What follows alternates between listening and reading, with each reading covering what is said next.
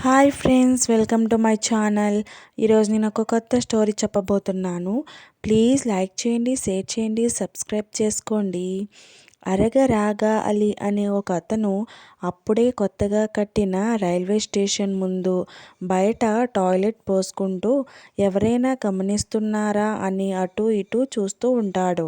అంతలో ఒక గెడ్డంవాడు ఒక బ్యాగ్ వేసుకొని మనిషిలాగే 2 చక్రాల రిక్షా దిగి అతని బ్యాగ్ కూడా అలీ బ్యాగ్ పక్కనే పెడతాడు.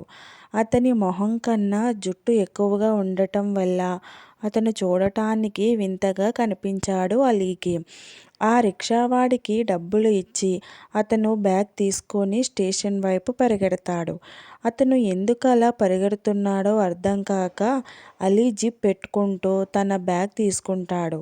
ఆ బ్యాగ్ అతనిది కాదు అని చూసుకొని అలీ ఆ గెడ్డంవాడి వెనకాల పరిగెడతాడు. అలీ, ఏ ఏ అది నా బ్యాగ్! గెడ్డమతను ఇంకా వేగంగా స్టేషన్లోకి పరిగెడతాడు. అలీ, దొంగ దొంగ అని అరుచుకుంటూ స్టేషన్లోకి వెళ్తాడు. అక్కడ ఆగి ఉన్న అతన్ని చూసి, ఏంటి బ్యాగ్ కొట్టేసి పారిపోతున్నావ్? బ్యాగా?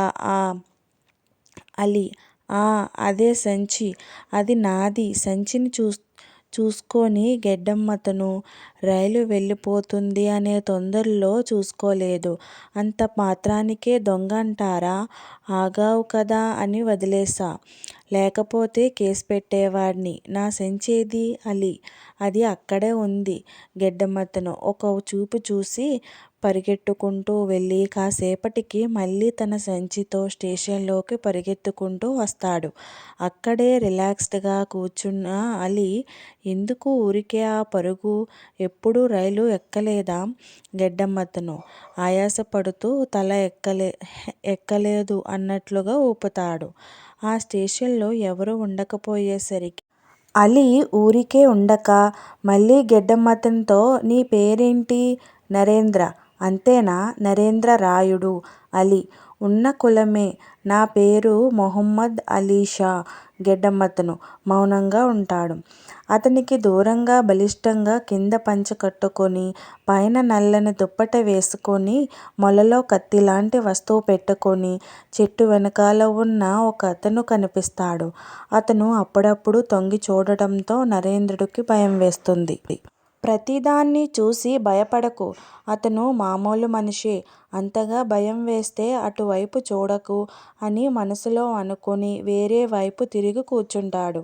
అలీ అది చూసి మాట్లాడుతుంటే, అటు తిరుగుతావేంటి? మంచి మర్యాద ఉండాలి కదా. నరేంద్ర నుండి మళ్ళీ సమాధానము ఉండదు. అంతలో రైలు వస్తుంది. అది ఆగగానే నరేంద్ర రైలు ఎక్కేస్తాడు. ట్రైన్ కదులుతుంటే కిటికీకి ఉన్న ఇనుప కడ్డీని గట్టిగా పట్టుకుని కూర్చుంటాడు. బొగ్గు ట్రైను పెద్దగా కూత పెడుతూ దట్టమైన పొగ వదులుతూ ముందుకి కదులుతుంది. మెట్టెలు మెరకలు దాటుకుంటూ కొండలు కోనల్లోకి ప్రవేశిస్తుంది. ట్రైన్ లేట్ అవ్వటంతో సాయంత్రం రావాల్సిన ట్రైను పున్నమి రాత్రి వేళ భైరవకోనలో అర్ధరాత్రి ఆగుతుంది. నరేంద్ర ట్రైన్ దిగుతాడు.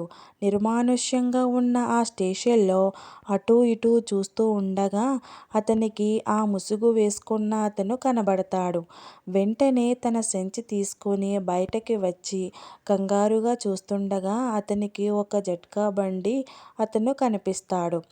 అతని దగ్గరికి వెళ్ళి, భూపతి రాజుగారి ఎస్టేషన్కి వస్తావా? అక్కడికా? ఎవరు నువ్వు? అది వెళ్తూ చెప్తాను. ముందు వెళ్దామా? 20 రూపాయలు ఇస్తావా? 20ఆ? 10 మైళ్ళు పోవాలా? భైరవకోన. పిడుగు పొంత. ఆ తరువాత భూపతి ఎస్టేట్స్. అయినా భూపతిగారి ఇంటికి కాబట్టి వస్తాన్నా. లేకపోతే సరి. పద. జట్కా బండి అడవి ప్రాంతంలో నుండి వెళ్తూ ఉంటుంది. అప్పటి వరకు తోడు ఉన్న చంద్రుడికి దట్టమైన చెట్లు వీడ్కోలు చెబుతాయి. బండి కోన ప్రాంతంలోకి ప్రవేశిస్తుంది.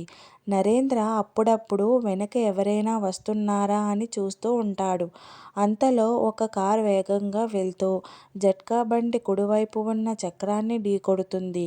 జట్కా బండి ఎడమవైపుకు తిరగబడి కొండ దిగువలోకి పడి దొర్లుతూ ఉండగా నరేంద్ర బండిలో నుంచి బయటపడతాడు. కానీ తలకి చెట్టు తగలటం వల్ల స్పృహ కోల్పోతాడు.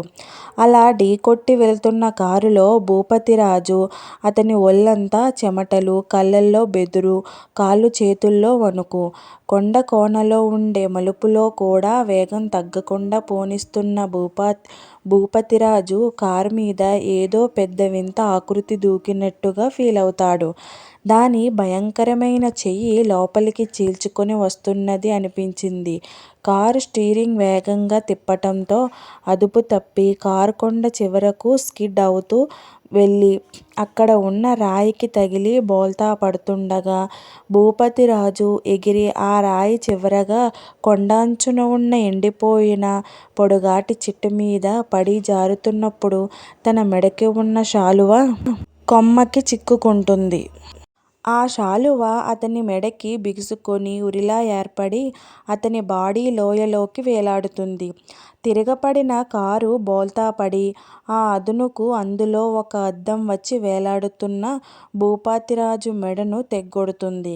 అతని దేహంతో పాటు అతని కారు కూడా లోయలో పడిపోతుంది.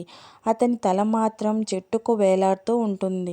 సూర్యకాంతికి మెలకువ వచ్చిన నరేంద్ర మెల్లగా లేచి పైకి వస్తాడు.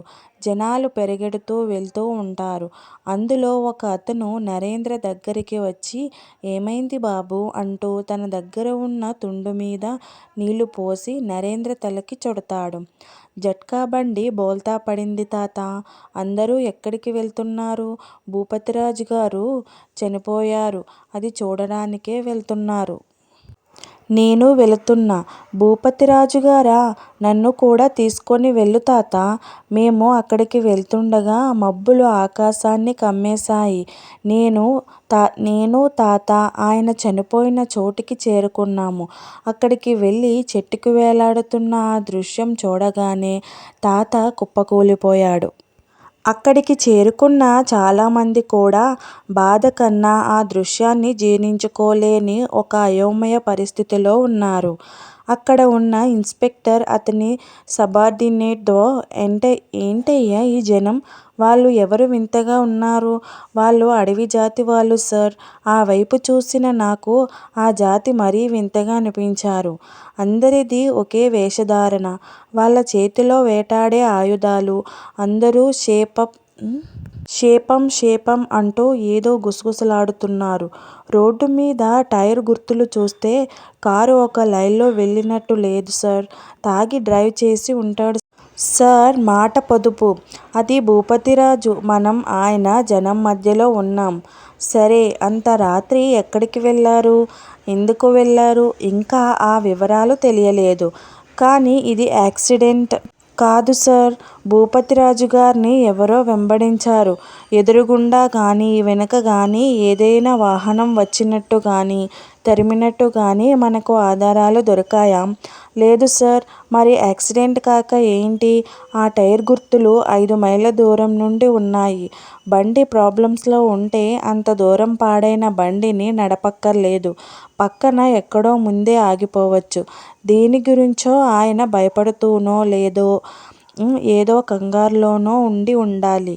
ఆ ఇన్స్పెక్టర్ టైర్ గుర్తులను కిందకి వంగి పరిశీలనగా చూస్తున్నాడు. నేను కార్ ఒకటి వేగంగా వెళ్తుండటం చూశాను అని చెప్పాలనుకున్నాను. కానీ చెప్పలేదు. ఇంత ఘోరంగా యాక్సిడెంట్ అయిందంటే ఆయన అతివేగంగా వచ్చి ఉండాలి. 50 ఏళ్ల వయస్సు ఉన్న రాజుగారు అర్ధరాత్రి అంత వేగంగా ఎందుకు వెళ్ళాడు? ఎప్పుడూ ఉండే డ్రైవర్ ఎందుకు లేడు? ఇంతకీ ఆయన కారు వివరాలు ఏమన్నా తెలుసా? ఓల్డ్స్ కార్ సార్. ఇంతకు ముందు చూశాను. కంబషన్ ఇంజన్ కూడా. ఖరీదైన కారు. సరే, వివరాలు అన్నీ జాగ్రత్తగా స్వీకరించండి. మనం రిపోర్ట్ టౌన్కి పంపాలి. మాట రానివ్వద్దు. అలాగే బాడీని లోయలో నుండి తీయటానికి మనుషుల్ని పురమాయించండి. ముందు ఆ తల అక్కడి నుండి తీయండి. వెంటనే ఆ మెరుపు గట్టిగా మెరిసింది. అందరితో పాటు నేను ఉలిక్కిపడ్డాను. దాని వెంబడే ఒక పిడుగు చెట్టు మీద పడి ఆ చెట్టు దానితో పాటు తల మంటల్లో చిక్కుకున్నాయి.